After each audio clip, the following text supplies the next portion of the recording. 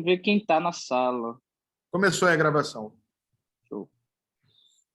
Boa noite a todos. Hoje a reunião não está no nosso dia habitual, né? Nossa reunião costuma ser às terças-feiras, toda terça-feira à noite. Hoje ela acabou sendo antecipada para segunda, mas não será menos importante que nas outras datas, né? Hoje o tema de hoje é um tema já muito antigo na urologia, é um tema que a gente pode garantir que é um tema controverso, sempre foi, que é a linfadenectomia no câncer de próstata, no momento da realização da prostatectomia radical. E o tema de hoje é um assunto muito recente, né? O artigo que vai ser apresentado pelo Iron, um artigo que foi publicado na European Urology do mês atual, mês de abril, e é um estudo prospectivo realizado pelo grupo do Memorial, né, que é um dos grandes grupos aí mundiais da urologia, fazendo uma comparação entre a linfadenectomia standard com a linfadenectomia estendida no câncer de próstata, né? Doutor Iron, a palavra é toda sua. Podemos? Então tá, deixa eu compartilhar aqui a tela.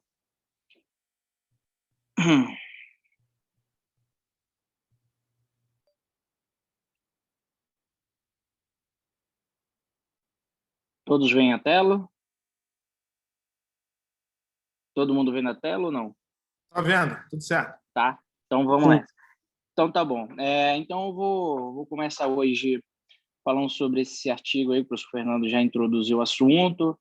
Ele faz uma comparação entre a linfadenectomia, é um estudo randomizado, e faz a diferenciação, faz a comparação entre a linfadenectomia, que eu vou chamar de limitada e estendida. A gente vai falar um pouquinho mais na frente, eu vou conseguir diferenciar. Então, vamos lá. De métodos, é um ensaio clínico randomizado, né? Foi feito em um único centro. Os pacientes foram inscritos em outubro de 2011 a março de 2017, sendo submetidos à prostatectomia radical mais a linfadenectomia. Aí agora, que tipo de linfadenectomia, né? É uma linfadenectomia limitada, que a gente fala, o standard, que a gente tira ali os linfonodos da veia ilíaca externa, né, como está dando para acompanhar nos slides, e a linfadenectomia estendida, que você pega os linfonodos da veia ilíaca externa, a fossa obturatória, e mais os ilíacos internos, indo até a bifurcação das ilíacas. Então, eu pensei como é que a gente fica, às vezes, isso para mim, principalmente quando eu comecei na residência, ficava meio vago, você consegue palpar muito bem essa questão, quais são esses limites. Hoje, inclusive, eu estava falando com o Guilherme Litt, ele estava, cara, para mim isso é meio...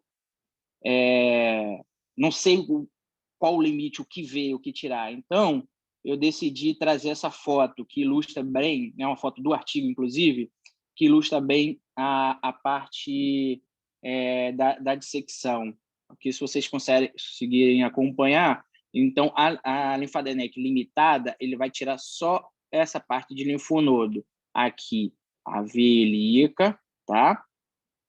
Superficial, aqui o obturatório. Então, a gente tira essa parte aqui. Na estendida, além dessa parte, você vem mais capa, a parte obturatória, e você retira esse outro conjunto, indo até a divisão, a divisão do conjunto da artéria e da veia. Tá? Alguns levam até em consideração também no cruzamento do ureter, né?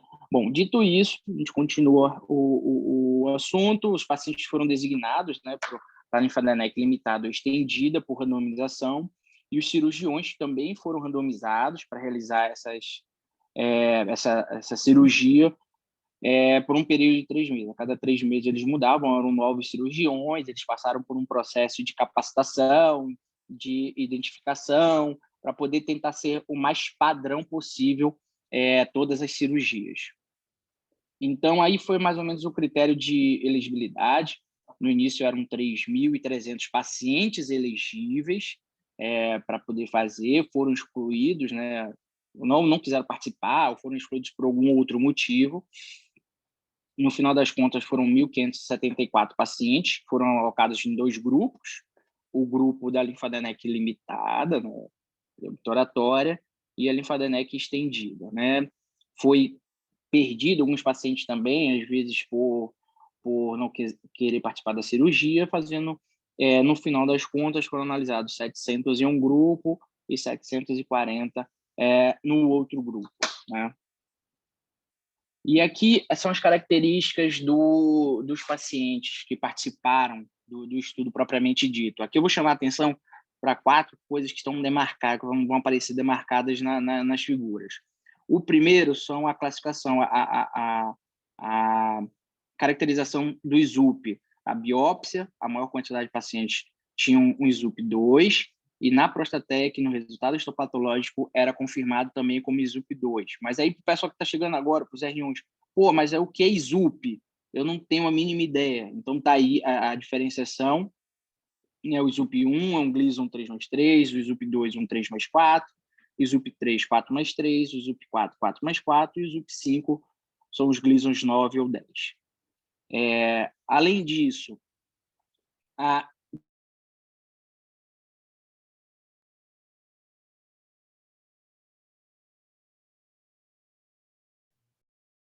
Viron?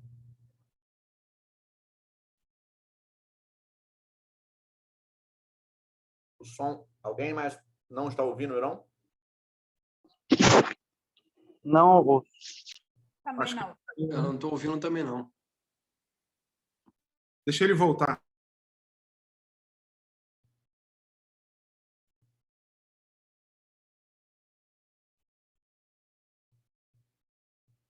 Acho que ele caiu.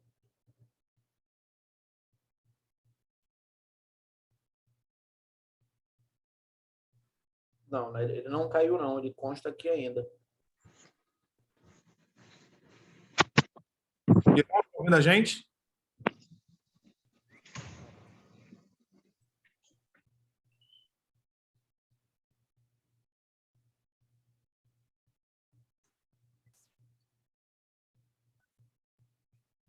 Estranho, né? Ele não responde. Não, o João Bechata está indo lá atrás dele. eu tô indo lá, peraí. Ah, boa, vai lá, João. Qualquer coisa ele apresenta do meu.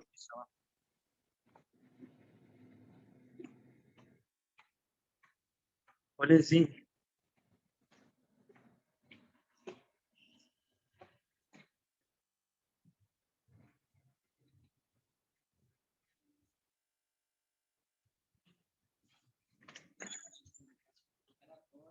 e a recuperação da função erétil. Então, Ele está apresentando aqui. mas Não tá aparecendo, não.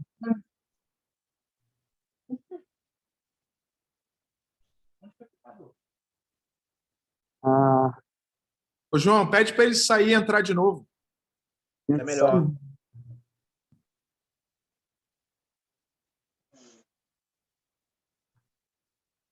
Ele caiu sem perceber.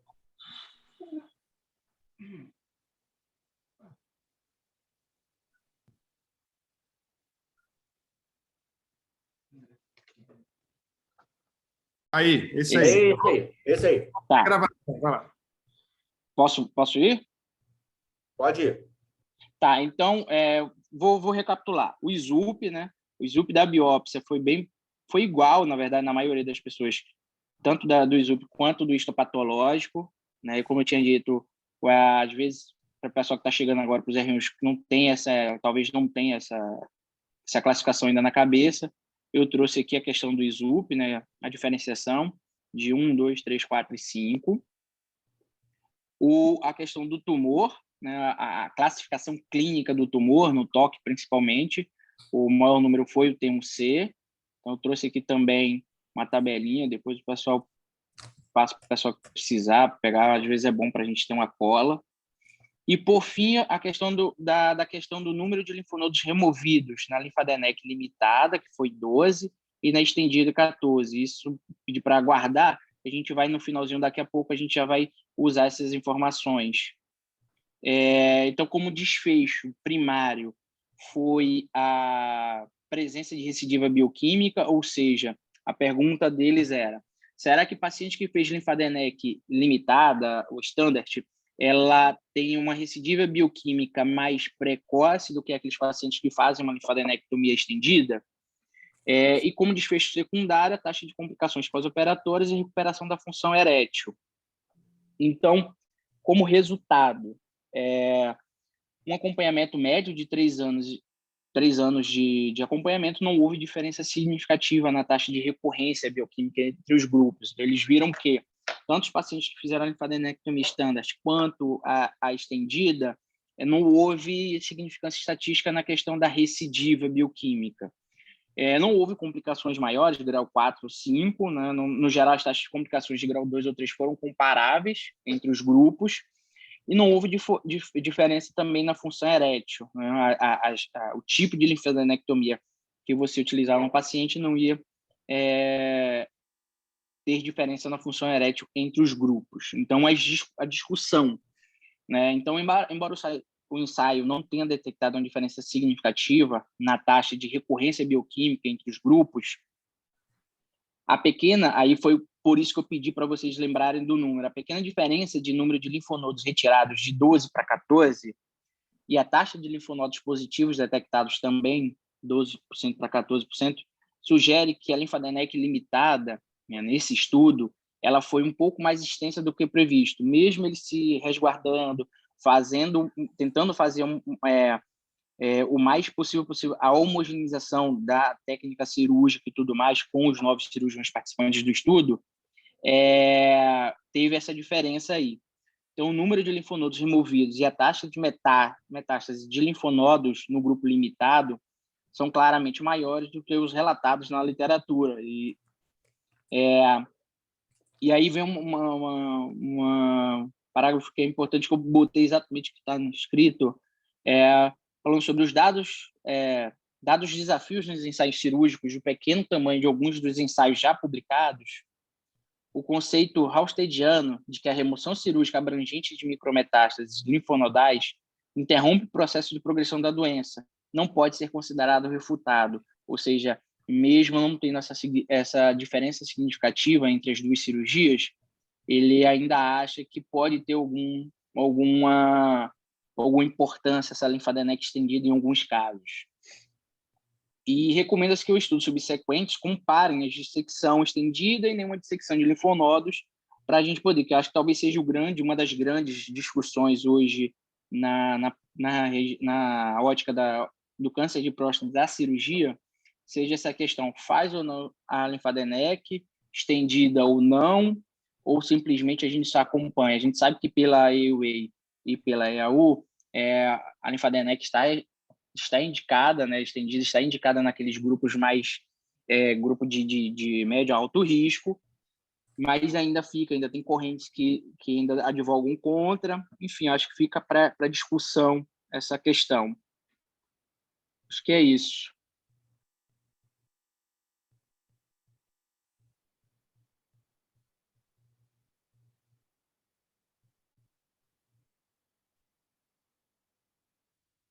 Estou aqui. Quer começar, Fernando? Pode começar. Vou mudar de posição aqui, que chegou um pessoal aqui. Esse artigo, Iron, a gente selecionou, eu e Fernando, tendo em vista, como a gente estava falando antes de iniciar a reunião, tendo em vista a relevância do tema, né? Eu diria que esse artigo, e tem um outro artigo também que foi publicado um pouquinho antes, do grupo do ICESP, lá, do Coelho. Eles publicaram um pouquinho antes um ensaio clínico randomizado também agora, no European Urology, e foi o primeiro ensaio clínico randomizado, esse aí veio logo depois. E, enfim, a escassez de trabalhos de boa qualidade nesse assunto faz com que sempre quando seja lançado algo com uma qualidade melhor, um ensaio clínico, cause um grande frisson aí em quem estuda o tema. Esse artigo, o Vitor do B está na área aí também, depois ele deve comentar alguma coisa. Tem um grupo de oncologia que a gente participa e o pessoal já foi, assim que foi publicado esse artigo, o pessoal já começou uma discussão intensa sobre ele. Isso ocorre... O do Rafael Coelho, professor, inclusive, eu estava até dando uma lida nele hoje, também chega na mesma conclusão. Ele também não vê que a diferença de linfadenectomia... Ele foram menos pacientes, né? Foram 300 em cada grupo, mas também chega na mesma conclusão que não tem diferença significativa entre fazer linfadenectomia standard ou estendida, enfim. A gente, hoje em dia, né, a gente vê com essa história do Covid aí, a quantidade de informação que a gente pega aí, de qualidade, informação de qualidade questionável, né? Então, você pode ter certeza que quando a gente for falar sobre esse tema, né, o que a gente mais tem vai ser dúvida do que certeza. Esse é o primeiro ponto, né? Talvez a maior certeza que a gente tenha até hoje, que a gente pode meio que cravar, é que a linfadenectomia, o estadiamento nodal cirúrgico é a melhor forma de estadiamento que tem até hoje, mesmo com os métodos de imagem atuais, mais modernos, como, por exemplo, o PET-PSMA. Então, quando eu falo de estadiamento adequado, o melhor, o padrão ouro, é a linfadenectomia. Esse é o primeiro ponto. Claro que quando você faz a linfadenectomia, você, enfim, tendo linfonodo positivo ou não, isso dá um valor prognóstico para a gente, né? Isso pode mudar a conduta terapêutica, por exemplo, né? Ou seja, né, você pode entrar com antiandrogênio, você pode fazer uma radioterapia localizada, você pode fazer uma linfadenectomia de resgate. Existe uma série de situações que você pode fazer no decorrer do tratamento do paciente. Mas a pergunta principal que a gente tem, né, a gente não tem como responder. É se isso que a gente vai fazer vai impactar na terapêutica do paciente final, né? Ou seja, se eu fizer a linfadenectomia, eu vou ter melhores resultados no TANGE, principalmente a sobrevida global, que é a cereja do bolo da oncologia, né? Ou a sobrevida câncer específica. Essas respostas a gente não tem. Outro ponto muito importante é que a gente não tem um marcador preditor de sobrevida global, nem de sobrevida câncer específica.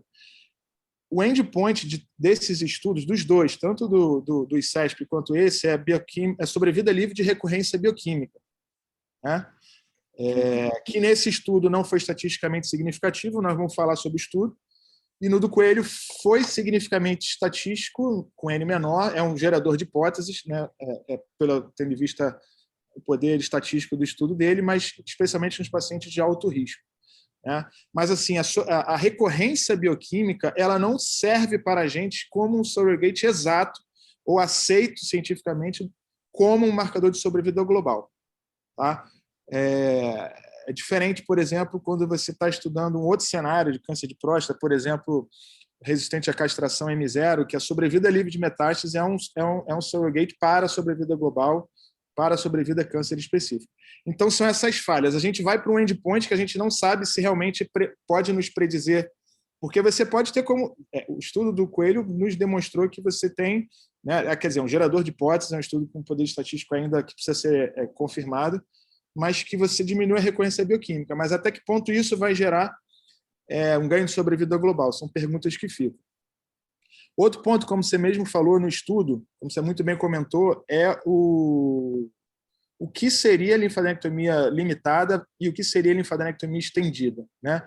Nesse trabalho, ele coloca como estendida a artéria ilíaca externa, fossa obturatória, né? E artéria ilíaca externa, fossa obturatória e a hipogástrica. Bifurcação. A hipogástrica, né? Já no do Coelho, ele coloca a ilíaco comum. Isso, e enfim, vai até também para sacral, até o cruzamento. Exato. Agora, isso é uma nomenclatura, né? Até que ponto a cirurgia em si delimita tão bem quanto o artigo determina o que é um, o que é outro, né? Uma própria crítica que esse artigo fez, ele comentou sobre uma discussão dele, uma crítica dele mesmo, é que a própria linfadenectomia limitada deles já tinha um número considerável de linfonodos, né?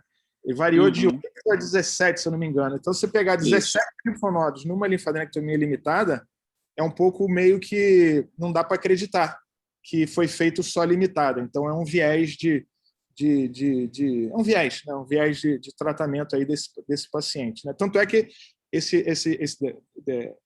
estudo ele não foi feito na forma, ele foi feito em cluster, né? Em aglomerados. Então, a cada 3 meses eles mudavam o padrão de tratamento, não é individualizado. Pega um paciente, vai para limitada, vai para estendida, né?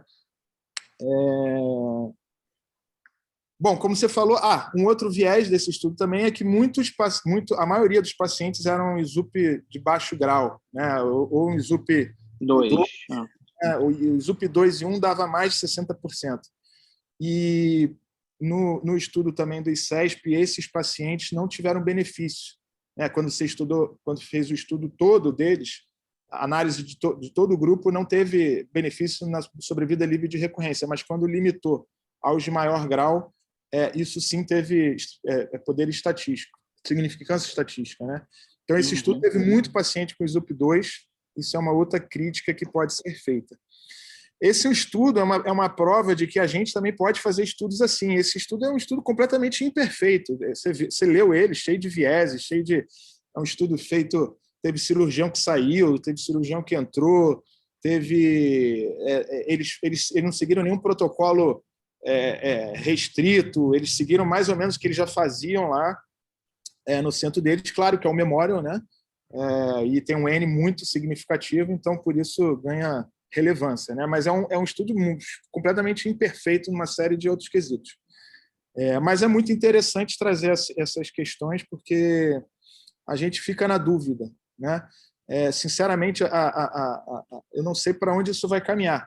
Eu, Fernando, o Dubê, a gente foi treinado em fazer, na nossa época, a linfadenectomia obturatória apenas, da fossa obturatória.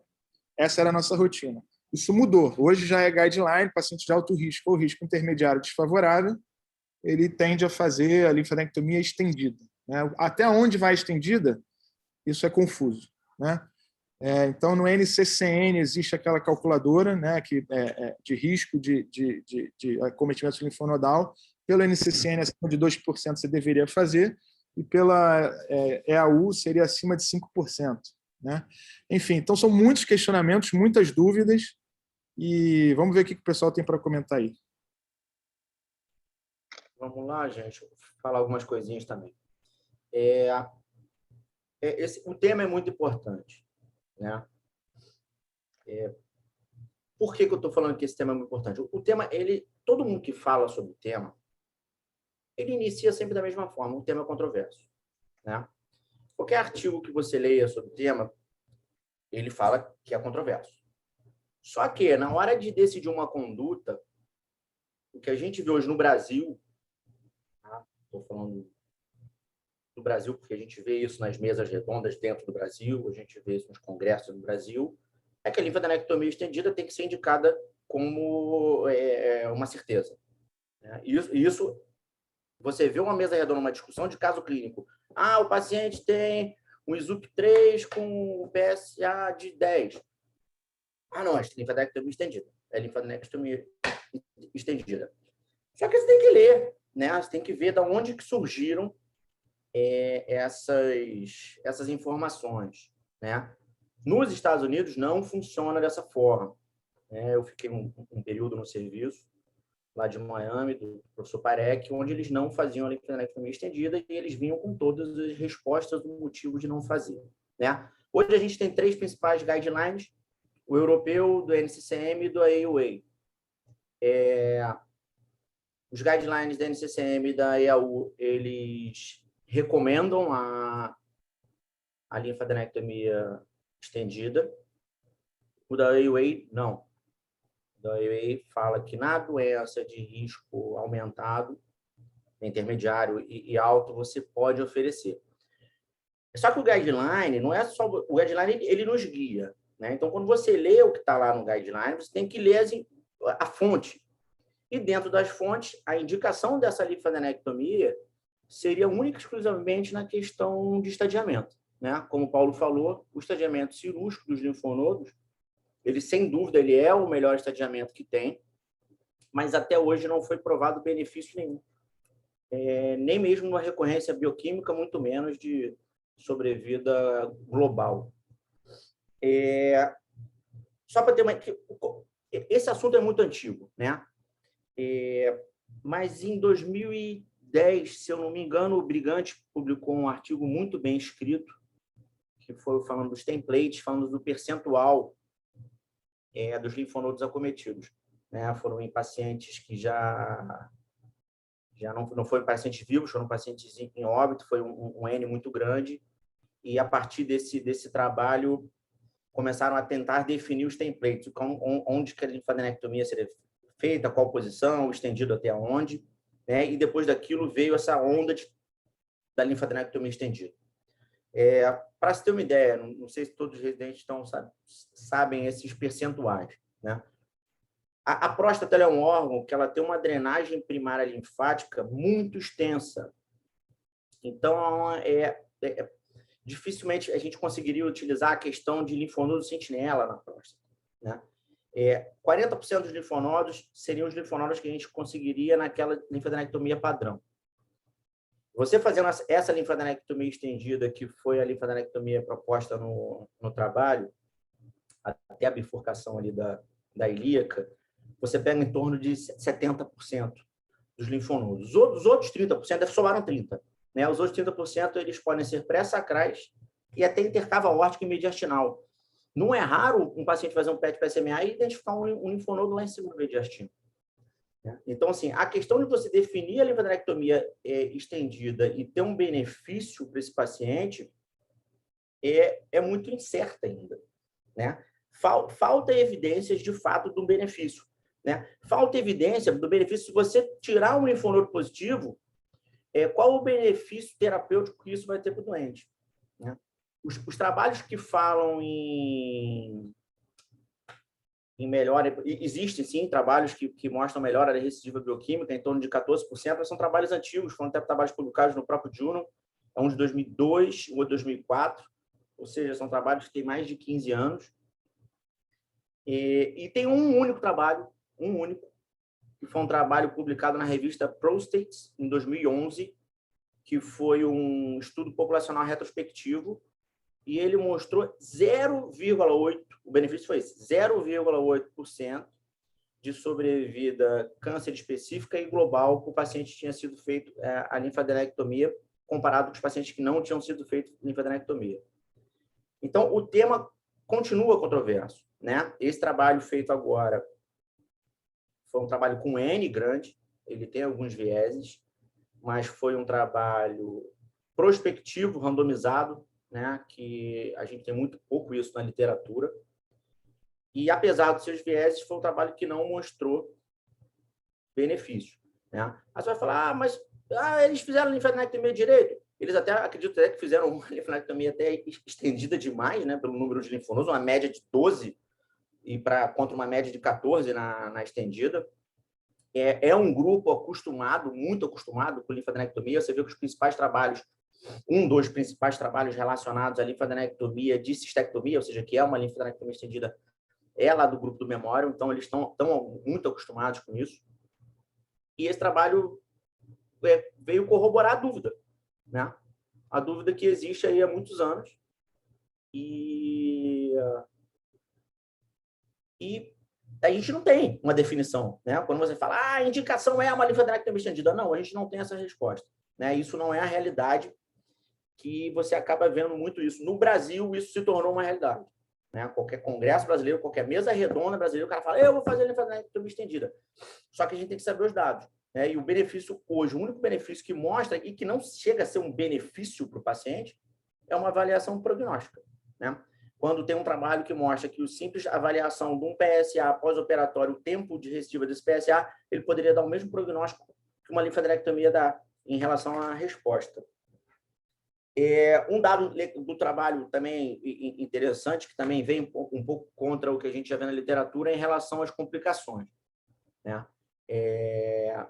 A gente sabe que a principal complicação da linfadenectomia é a linfocele, chega a ter 60% de linfocele, só que um número muito baixo são linfoceles sintomáticas.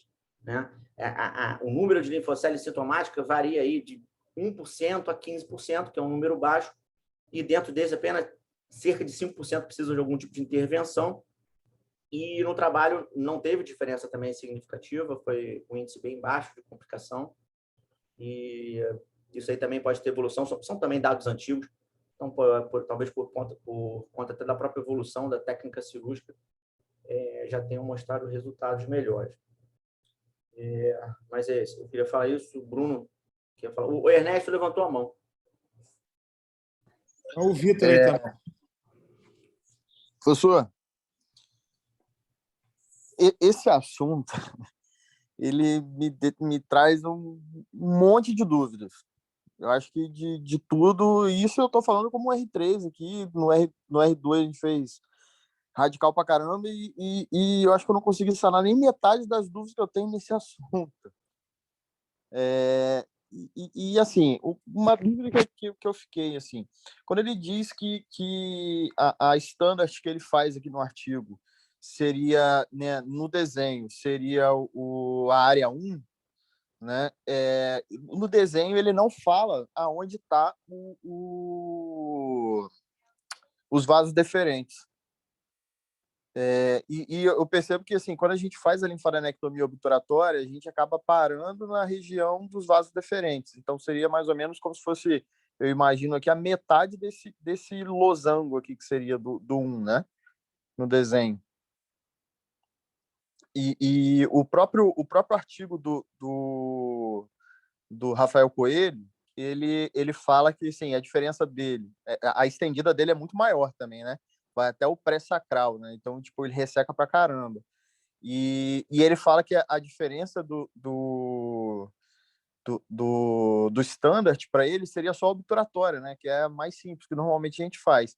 E aí eu percebi que, tipo assim, o Rafael Coelho, se eu não me engano, acho que do standard eles pegam uma média de 3 linfonodos, enquanto na estendida vai para 17 linfonodos. E nesse artigo, a diferença de média de linfonodos é de 12 para 14. Aí eu interrogo se não seria isso, talvez, a causa desses artigos terem uma diferença tão grande. Por exemplo, esse último que o Iron apresentou, não tem muita diferença entre a estendida e a localidade.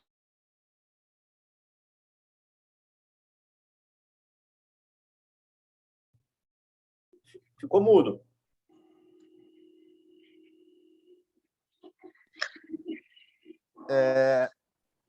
Eu não sei onde eu parei, mas, tipo assim, se não seria, de repente, por essas diferenças anatômicas de ressecção, que não seria uma diferença, talvez do grupo do Rafael Coelho, no estudo do Rafael Coelho, alguns grupos tiveram alguma diferença.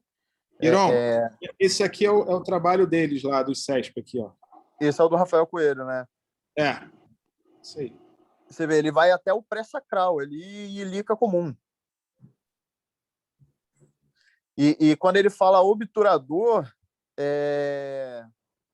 eu não sei se ele acaba ressecando menos do que no artigo aqui que o Iron apresentou. E só para mostrar para vocês aqui... Porque a diferença de linfonodos é muito grande, né? De um para o outro. No trabalho do ICESP, o resultado que eles chegaram é isso aqui. Só para mostrar rapidamente aqui, que eu acho que vale a pena, que são 2 trabalhos sobre o mesmo assunto. Só para mostrar que, nesse trabalho deles lá, a maioria dos pacientes, eles tinham muitos pacientes aqui no Gleason 7, 8 e 9. Também tinha muito paciente Gleason 7, 3+4, né? Mas aí, quando ele vai analisar os resultados, esse aqui é o grupo todo, tá? Então, não tem significância estatística entre o estendido deles e o limitado, mas quando eles separam, né, pelo grupo patológico ISUP 3, 4 e 5, foi daí que o estudo dele foi bacana nesse sentido, mostrou um P significativo, mostrando uma sobrevida livre de recorrência bioquímica superior no grupo que fez a linfadenectomia estendida versus a limitada. Pode seguir, Ernesto. Eu levanto essa hipótese aí, né, de diferença de ressecção, né, porque é muito similar do estudo que o Irão apresentou aí, a diferença de linfonodo, ele tem estendida e a standard, né, de 12 para 14, quase diferença nenhuma. Outra coisa também que eu fico na dúvida, eu queria tirar uma dúvida com vocês, é quanto à indicação da linfadenectomia, né, porque assim, eu aprendi, inclusive com o senhor, professor Paulo, que é a indicação da NCCN. A gente joga, pelo menos eu tinha o costume muito de jogar naquele nomograma do Memorial. Aí ele vai dar mais ou menos a chance de invasão linfonodal e acima de 2%, igual ou maior a 2%, teria indicação de linfadenectomia. E não estou falando de estendida ou linfadenectomia qualquer uma. Mas eu já vi alguns lugares, eu não estou lembrado se foi na EAU, e eu já vi também até o Rafael Coelho falando isso, exatamente o que você comentou, que qualquer paciente com o risco intermediário desfavorável para frente, né? E alto risco, ele já faz, inclusive, linfadenectomia estendida, inclusive no robô também. E aí eu fico na dúvida, qual seria realmente a real indicação da gente fazer a linfadenectomia? Será que, visto que pacientes com um risco mais alto, né, pacientes de alto risco e desfavoráveis, intermediários desfavoráveis, esse artigo mostrou que tem uma certa diferença de recidiva bioquímica, né? E aí eu fico na dúvida, qual seria realmente a real indicação disso? Levando em consideração que eu percebo que isso tem mudado cada vez mais, porque, por exemplo, eu já ouvi, por exemplo, o Carlão, para ele, pacientes acima de 20 o PSA, ele já não fazia nem prostatectomia, né? E os pacientes com PSA acima de 10, ele fazia linfadenectomia em todos e abaixo ele não fazia. Então, eu percebo que isso vem mudando muito, mas eu ainda tenho muita dúvida do que seguir. Ernesto, as coisas mudam, né? Sim. Eu e Fernando, por exemplo, fomos treinados, né? Tínhamos um conhecimento que mudou. Então, a geração agora de vocês já pegou um conhecimento novo. O professor Carlão era de uma geração em que fazia biópsia do linfonodo, se fosse positivo, parava a cirurgia, né? Hoje tem uma migração de pacientes sendo operados de mais alto risco também, né? Vamos só pontuar algumas coisas. Isso vai um pouco também da sua opinião pessoal, né? No NCCN prevalece esse cálculo feito baseado na estatística de 5%. 2%, perdão. Na Associação Europeia, 2%. Quando você pegar um paciente de alto risco é o quê? Tem Gleason 8, PSA acima de 20, né? Invasão de vesícula seminal, por exemplo, em ressonância. Então, esses pacientes, se você for botar na estatística, ele certamente vai dar indicando linfadenectomia. Então, todo paciente de alto risco, em tese, vai para a linfadenectomia. Os pacientes de baixo risco dificilmente entram nessa estatística, porque ele é baixo risco. Então, essa calculadora ela entra muito na fase intermediária, né? Isso é uma opinião minha, né? Eu acho que assim, a gente está caminhando para um ponto que ou não faz nada ou faz bem feito. Essa é a minha opinião, tá? Você tem que ou não fazer nada e deixar para depois o radioterapeuta tratar, ou fazer uma linfadenectomia de resgate, o que quer que seja de tratamento no futuro. Depois vamos ouvir o que o Bruno tem para dizer, né? Ou você faz bem feito a ponto de considerar aqueles linfonodos tratados, né? E se acender alguma coisa fora da pelve, enfim, você tratou a pelve, né? Então, no pós-operatório, acender um PET-PSMA, algum linfonodo na pelve, você tem que entender que você tratou aquela pelve adequadamente. Então, assim, para mim, alto risco, né? Faz, se possível, né? E faz a estendida. A obturatória eu não vejo mais espaço para isso. Na vida prática a gente acaba fazendo, porque, enfim, é uma cirurgia que você às vezes está com o paciente na mão, você já acabou de fazer a prostatectomia, você está com a cirurgia ganha, e você vai se aventurar lá, passar pelos vasos pélvicos. Então, tem que ter treinamento para isso, para fazer bem feito, para não ter complicação vascular, que é uma complicação mais séria, né? Então, alto risco faz, baixo risco não faz, e o risco intermediário, como o Coelho falou, e eu concordo com ele, o intermediário desfavorável eu partiria para fazer, e o intermediário favorável eu não faria, né? No Pedernest, a gente tem limitações para fazer, porque eu sempre falo isso, assim, a linfadenectomia é uma outra cirurgia, você ganha mais 1 hora de cirurgia no mínimo, se você for fazer bem feito. Então, para você marcar, tem que marcar com calma. A gente tem, às vezes, que o mapa cirúrgico precisa seguir, você precisa fazer 3 cirurgias na salinha. Então, você fazer uma linfadenectomia ali, às vezes você pode prolongar muito tempo cirúrgico, atrasar o mapa cirúrgico, não ter o relaxamento eventualmente necessário para se fazer a cirurgia, os pacientes lá não vão para anestesia geral, embora não seja fundamental. O tipo de afastador também muda. Enfim, são essas considerações que eu tinha para fazer. Ernesto, só continuar falando sobre o Ernesto, a dúvida que você tem, na verdade, não tem resposta, né? Por exemplo, o pessoal às vezes acaba se baseando na experiência de um único cirurgião. E como eu falei, no Brasil isso virou uma realidade, porque nós temos um cirurgião que apoia isso, é um cirurgião que tem a habilidade incrível, que estuda muito, e foi um pioneiro, e ele acaba publicando, falando muito sobre isso, e acaba todo mundo achando que o que ele está falando é verdade. Tem que estudar, tem que ver um artigo de vários grupos, por exemplo, o grupo do Memorial, MD Anderson. Não existe uma resposta quando você tem que fazer ou não. Tanto que os guidelines falam, você pode indicar no risco intermediário ou alto, mas aonde seria isso? Não tem. Essa resposta não tem. Tá? Você pode fazer ou não fazer. Fica vago, né? Quando você lê sobre o assunto, é um assunto que fica vago. Você pode esperar uma recidiva depois, aí fazer uma linfadenectomia de resgate, que também não tem mostrado resultados tão satisfatórios como se imaginava no início, né? Será que o linfonodo na próstata é algo importante, de fato, para dar um benefício para o paciente? Bom, essa é uma pergunta importante a ser feita. Então, a gente não tem uma resposta. A grande questão Agora, o que a gente tem de concreto é intermediário desfavorável para frente, faz. Agora, até onde ir, que é o questionamento, né? Porque tem guideline, né? Em termos de guideline, é isso, Ernesto, está certo. E a estendida, né? Nesse ponto. É o consenso da maioria, vamos dizer assim. Não, agora, uma coisa que eu vejo como viés também, que esses estudos, eles falam de linfadenectomia estendida, o Coelho fala muito de linfadenectomia estendida, mas ele fala num cenário que ele tem tudo do bom e do melhor. O melhor anestesista, tem um robô, o melhor robô, e, tipo, aí fica o questionamento.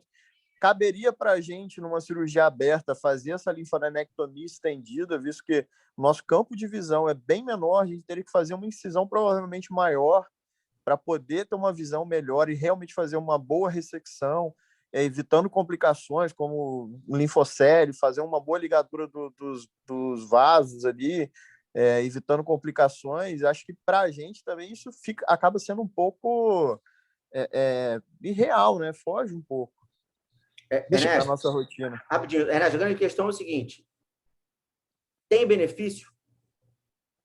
Você tem tudo na mão para fazer, mas será que você está dando algum benefício para esse paciente? A resposta não existe. Não sabemos, né? Sim. A resposta não existe. E assim, até hoje, a gente não tem um trabalho que mostre de fato um benefício para o doente, né? Pode vir a ter? Pode vir a ter. Talvez com o nosso, porque a maioria dos estudos também foram com os métodos de imagem antigo, né, os convencionais, cintilografia e TC. Quem sabe estudos mais novos, com o uso do PET-PSMA ou até a própria ressonância de corpo inteiro, não vai mostrar algum benefício aí relacionado à sobrevida livre de metástase, né? E, nesse caso, entra no surrogate e acaba tendo uma resposta satisfatória. Mas, até hoje, a gente não tem nada mostrando benefício. Beleza. O Vitor, Bruno, alguém quer comentar alguma coisa? Deixa eu fazer um comentário do ponto de vista prático, né? Quando você faz a linfadenectomia robótica, você faz via intraperitoneal. Então, a drenagem linfática vai para o peritônio e isso é um facilitador no final das contas. Quando a gente faz por cirurgia aberta, a gente faz extraperitoneal. Então, o pós-operatório, quando você faz a linfadenectomia estendida, né, tende a ser um pós-operatório mais arrastado, porque fica drenando muito e você deve aguardar a drenagem diminuir, porque senão você pode fazer um processo ali de uma coleção extraperitoneal. Essa é uma dica aí. Existem também muita gente que fala assim, eu preciso ligar tudo, todos os vasinhos. Né? Antigamente se fazia muito linfadenectomia ligando aquela gordurinha para evitar a drenagem linfática. Quando você vai fazer robótica, você não liga nada, vai tudo embora ali, ninguém liga. Eu nunca vi assim, cirurgia robótica, o pessoal fica ligando muitos vasos linfáticos ali. Então, também esse é outro ponto. E até que ponto você pode diminuir... Mas na robótica tem o bipolar também, né, professor? Tem um bipolar, mas nem sempre se usa o bipolar, né? E outra, a energia bipolar, ela não é considerada como uma energia suficiente para fechar vasos linfáticos, assim, de uma forma geral, né? Você teria que clipar todos os vasos linfáticos, né? Mas vamos ver, o Bruno quer comentar alguma coisa aí? Para você prefere o cirurgião que tira mais linfonodo, que tira menos? Qual é a sua opinião? Na verdade, eu vim mais para aprender aí, né, cara? Eu achei muito interessante o tema, mas vim mais para escutar vocês. Mas eu fico com uma dúvida, assim, até porque eu não estou acostumado a ler os estudos de cirurgia, mais de quimioterapia, né? Como todo oncologista. E como é que fica a questão dos grupos? Assim, olhando os dois grupos, eu entendo que um grupo está subestadiado e o outro bem estadiado. Então, a chance do paciente no grupo da linfadenectomia estendida ser realmente um paciente com um linfonodo só positivo é muito maior do que no grupo que fez uma linfadenectomia subótima. E eu estou comparando grupos diferentes. Então, como é que fica essa questão de balancear esses braços aí num estudo como esse, que você tem um paciente bem estadiado de um lado e um paciente com um estadiamento subótimo do outro? Como é que você equilibra isso aí? Né? No trabalho, eles balancearam os grupos de certa forma, né? Mas a crítica mesmo é o fato de você ter paciente sem ser de alto risco. Né? Essa que foi a grande crítica ali, uma das grandes críticas do trabalho. Grandes críticas. E uma outra crítica muito relevante também, e que eu percebi nas entrelinhas do trabalho, porque quando você lê um trabalho parece que é tudo perfeito, mas não é. E nas entrelinhas do trabalho mostrou que alguns cirurgiões, inclusive, se recusaram a fazer, porque não aceitavam os protocolos. E como o Irão falou, o paciente, a linfadenectomia limitada se aproximou muito do número de linfonodos retirados da linfadenectomia estendida, ou seja, não foi feito limitado ali, provavelmente. Né? Aquilo ali é um estudo, um hospital enorme, né? Foram 9 cirurgiões, se eu não me engano. Eu não sei se eles seguiram à risca esse protocolo. Né? Uma outra coisa interessante é o número de linfonodos retirados, né? Porque a gente sempre se pergunta, as pessoas perguntam, o que você considera uma boa linfadenectomia? Né? E você vai pegar alguns trabalhos aí de outros lugares, o pessoal tira 30, 25, na maior facilidade. E no Memorial ali, nesses 1.500 pacientes, pelo que eu li, o máximo que retiraram foi 20. Né? E é um hospital de referência, isso na linfadenectomia estendida. Né? Então, essa é uma outra pergunta. Vocês têm número de linfonodos como um número considerado ótimo? Pois essa é uma excelente pergunta, né? Para mim, eu acho que algo em torno de 10, 12 numa linfadenectomia estendida, eu acho que você conseguiu entregar um bom resultado. Mas dependendo do lugar que você vai ler, e também eu acho que depende do patologista, né? Infelizmente a Anice não está aqui hoje, mas tem lugares que tira 25, 30, entendeu? Você vai fazer a sua cirurgia lá no Pedernest, aí às vezes vem 7, 8, 9, você se pergunta o que está acontecendo, né? Mas, como eu falei, muitas das vezes a gente não faz a linfadenectomia estendida por essas questões que a gente já relacionou, mas é algo que a gente precisa pensar, enfim, sempre se questionar. E outra, a gente também tem um outro viés lá no Pedernest, assim, que a gente estava até comentando isso antes de começar a nossa reunião. a gente opera, de certa forma, a gente opera, claro, pacientes de alto risco, mas a gente opera pouco. A gente acaba selecionando os pacientes de risco favorável, ou de baixo risco, tendo em vista a nossa fila, que é enorme, e aí a gente pega os pacientes de Gleason 8 e acaba encaminhando aí para vocês, aí para a rádio, porque a gente não dá conta de fazer essa fila andar. E, eventualmente, na vida privada, isso até muda um pouco, né? Diminui um pouco o número de pacientes e, eventualmente, você pega um paciente de mais alto risco. Né? E você, nesse paciente, dificilmente você também não deixa de... Você acaba operando. Eu sempre tendo a operar, na maior parte das vezes, paciente jovem, com toque favorável. E aí acaba que a gente faz pouca linfadenectomia estendida no Pedernest por isso. A gente não está operando a todo momento Gleason 8. Aí pega um paciente de Gleason 7 e ZUP 2, você se pergunta, será que eu devo fazer essa cirurgia enorme? Né? Porque, ao meu ver, ou faz bem feito, vamos dizer assim, ou não faz. Ou tira linfonodo só para dar para o patologista e pactuar o código cirúrgico lá com a operadora de saúde que você precisa fazer às vezes. Né? E o número de linfonodo tem muita relação também com a paciência e o tempo do patologista para catar aquilo ali, né? Na gordura ali. Exato. De forma geral. Com certeza, ainda mais o linfonodo negativo. É.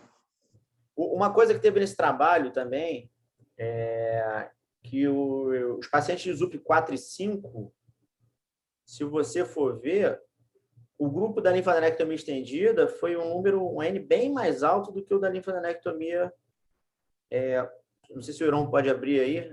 Foi uma diferença mais ou menos de 50 pacientes, mais ou menos os pacientes de ZUP mais alto, que teoricamente seriam os pacientes que se beneficiariam melhor.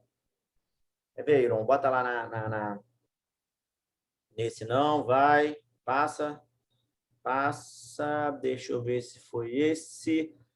Foi esse, né? Aqui você vê 84 pacientes com ISUP 4 ou maior, né? Que é o paciente de alto risco, no grupo da limitada contra 118 do grupo da estendida. Teoricamente, seriam os pacientes que iriam mais se beneficiar da cirurgia estendida e também não mostrou benefício. Só uma observação a mais em relação ao trabalho.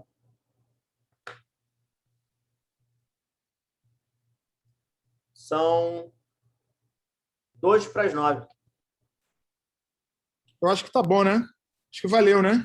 Tem um residente que quer falar nada, não?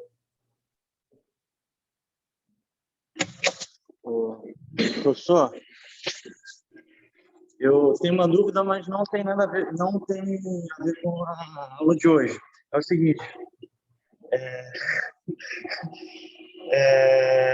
T1C, não, quer dizer, no T2C, o toque endurecido, a gente considera, por exemplo, o paciente tem um toque endurecido à direita e tem um nódulo à esquerda. O que considera tumor? É o nódulo ou é o endurecido ou é os dois? Aí é a doença bilateral. Mesmo não necessariamente nessa situação só. Se você não, por exemplo, tocar um toque endurecido só à direita, sem nódulo, isso já é doença de um lado ou tem que ser nódulo? Não sei, dúvida básica. João, desculpa, cara, eu não entendi a tua pergunta. No doença palpável, T2, restrita à próstata, o que ele considera doença? É nódulo ou um toque endurecido já é doença, entendeu? Porque, por exemplo, se tiver... Rapidinho, o que você está chamando de nódulo, o que você está chamando de toque endurecido? Eu entenderia que fosse a mesma coisa. Nódulo palpável. É uma dúvida que não tem nada a ver com essa aula. Só que eu tenho essa dúvida há bastante tempo. Eu acho que eu consigo responder. Fala. Eu não consegui nem entender a pergunta. Fala aí, Ernesto. Eu entendi mais ou menos o que ele quis dizer. Fala aí, Ernesto. Não, o que a gente leva em consideração para o estadiamento do T é o toque e imagem. Então, não é o resultado de biópsia. Se a biópsia é à direita, o toque é à esquerda, você leva em consideração o toque e uma imagem, no caso, uma ressonância dizendo o lado, não é? Não, Ernesto, ó. Tem estadiamento clínico e estadiamento patológico, gente. Deixa eu responder essa aqui para assim, pelo menos é a minha visão disso. Se eu falar uma coisa diferente, que não concordo, dele, Bruno me corrija. É estadiamento pré-cirúrgico. O estadiamento clínico, tá? O estadiamento clínico. Bruno, Fernando, se não concordarem, por favor, falem. O estadiamento clínico é baseado no toque retal, tá? Não leva em consideração o exame de imagem. Então, por exemplo, você tem um toque negativo, mas tem um PIRADS 4, tá? Um nódulo que, na ressonância, que seja acometendo os dois lobos, isso não significa que é um T2B ou um T2C, se for. Então, o estadiamento ele é clínico, baseado no exame físico. Isso aí tem até escrito na referência lá da EAU e da NCCN. Pode ser, não sei se alguma delas fala diferente, mas em tese o estadiamento clínico. Óbvio, né, que você faz um toque. Né? O estadiamento clínico, você tocou, não tem nada, tem um C. O João Bechó perguntou, é endurecido dos dois lados. Né? É um T2B, pelo menos, é um T2C. É um T2C, no caso, que é bilateral. É endurecido bilateral. Né? É endurecido de um lado, a menos de 50%, T2A, né? Um nódulo pequeno. E acima de 50%, T2B. Agora, obviamente, você tem um toque que é um T1C, né? E aí você tem uma ressonância que tem uma suspeita de invasão extraprostática ou de acometimento de vesícula seminal, você classifica ele como T1C, mas, obviamente, você vai para um planejamento cirúrgico diferente, né? Sabendo que você pode encontrar algo maior. Se eu falei alguma coisa que vocês não concordem, falem aí, por favor. Mas eu acho que não foi essa a dúvida dele, não. A dúvida dele é uma coisa antes disso. Ele quer saber se a consistência endurecida tem o mesmo significado clínico de palpar um nódulo. E pelo que você está falando, sim, né? Ao meu ver, sim. Isso aí, Fernando. Sim. Sim, por isso que eu não estava. Eu estava achando que você estava falando nódulo e próstata endurecida como se fosse a mesma coisa. Não, mas é nesse sentido mesmo. Só para saber se, no estadiamento clínico, eu devo considerar só nódulo ou então uma próstata endurecida. Não, a próstata dura às vezes a gente palpa a próstata e fica na dúvida se ela está de fato endurecida ou se é uma consistência um pouquinho só diferente. Eu acho que é isso que gerou a dúvida nele. O nódulo, quando ele aparece, ele é muito evidente, né, no toque. E essa consistência talvez fique um pouco em cima do muro. E eu acho que é essa que é a dúvida dele, entendeu? Eu só queria saber se tanto o nódulo quanto a consistência endurecida variam pelo estadiamento clínico. João, cara, quando você tocar um doente, você ficar na dúvida, você chama um staff para... Porque esse é um negócio que é importante, né? Se você achar, tá endurecido ou não tá, se ficou na dúvida, chama. Tá bom, beleza. Eu só queria saber se tanto o nódulo quanto a consistência endurecida participavam do T2, vamos dizer. Sim. Influenciava no estadiamento clínico. Não, e tem também uma situação que até o João vai lembrar.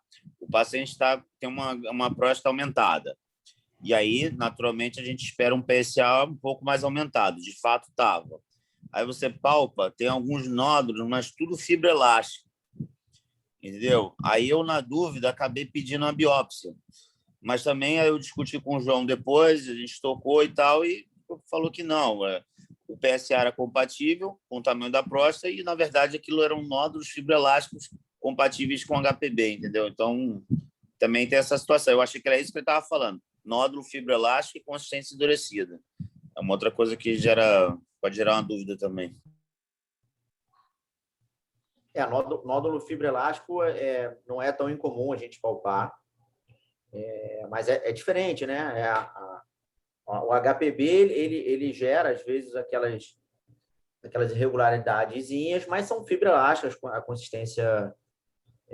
Por exemplo, se você pega um paciente com esse nódulo fibroelástico, que seria uma irregularidade mais de consistência amolecida com um PSA baixo, não é uma indicação de biópsia por esse exame físico, não. Não sei se foi isso que o João tinha perguntado. Mas é isso, na dúvida, no ambulatório, a gente está lá, cara, sempre. Tá? Isso é um negócio que você não pode ficar com dúvida aí. Isso aí você tem que... Ou então tu está tocando pouco doente. Não, isso aqui eu falei. Tá botando toque no Famoso retorno. toque no retorno. Né? Toque no retorno de todo mundo. Participar mais de ambulatório, né? Minha dúvida em relação ao meu toque é só se tanto a consistência endurecida quanto a presença de nódulos Foi sanada a dúvida, foi sanada. Foi próxima dúvida, cara. Olha só, pessoal, a gente chegou no limite aí de horário. Foi boa a reunião. Agora a gente vai fazer uma leva aí de câncer de próstata, né? Fernando, qual foi o tema que ficou fechado para a semana que vem? Ah, sim. Semana que vem é o Rômulo, que vai falar para a gente um pouquinho sobre ressonância multiparamétrica da próstata. Eu acho um tema interessante para ensinar para a gente, né? Nós temos muito hábito, muito costume em ver tomografia, mas a ressonância, pelo menos eu falo por mim, eu tenho a dificuldade de avaliar o método de imagem, então a gente combinou com o Rômulo para ele dar uma aula para a gente. Acho que vai ser proveitoso para todos nós. Maravilha, pessoal. Então é isso. Até semana que vem. Iron, parabéns pela apresentação. Tema polêmico. Bahia amanhã, o jogo do Bahia, Flamengo. Amanhã é dia. Acho que o Bahia não vai ganhar, não, hein? Professor, eu já te falei que o Bahia não é igual o Vasco. O Vasco não pode nem jogar com o Cuiabá mais, pô. É isso, então pessoal. Posso só fazer uma retratação? Fala aí, Ernesto. Para eu não falar besteira para os R1s. Isso era uma coisa que acho que eu devo ter lido errado.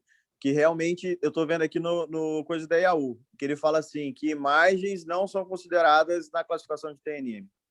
Ô, Ernesto, só para te isentar aí de qualquer coisa, essa era uma dúvida que eu tinha e eu fui buscar essas referências aí por isso, entendeu? Então, uma mensagem que a gente pode tomar hoje para casa é o seguinte: quando você fala estadiamento clínico do paciente, não leva em consideração o exame de ressonância, é toque retal. Né? Tem bem descrito isso no guideline da IAU. Cabe? Exato. Muito bem. Valeu, gente. Até semana que vem. Boa noite. Boa noite, Eugênia. Boa noite. Tá aí. Tá aí. Achei que tivesse deixado o negócio ligado. Tchau, gente.